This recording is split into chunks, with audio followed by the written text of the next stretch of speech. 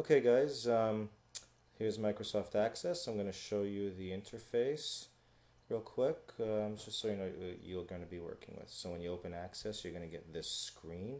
It's like a welcome screen, and it shows you the different templates that you can use so you can quickly create a database, modify it, and work with it.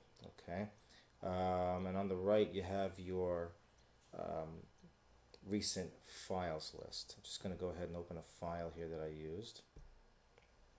And here is what a live database looks like.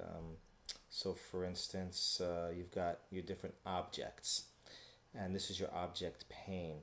And a database is made up of a series of objects. And here you see the 4 objects you're going to be working with. There's tables, queries, forms, and reports. And they work together to make your database modify data, organize data, do whatever you need to do with the data. So here's a table. You notice that the table looks a lot like an Excel spreadsheet, okay? And it's got different types of data in it. And in any database, the bottom line is all data ends up in the tables. So the tables have to be well designed. So this is a table.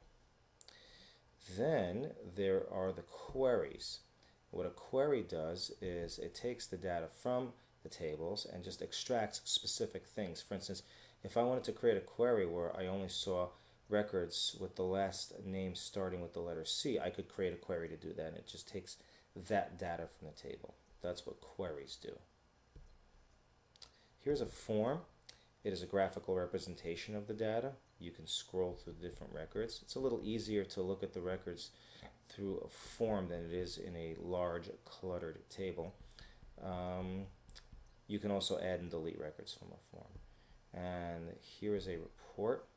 A report is a Microsoft Word style representation of your data that at the end of the day you print out and you give to your boss. Okay, so tables, queries, forms, and reports. That is a basic, quick look at the Microsoft Access interface.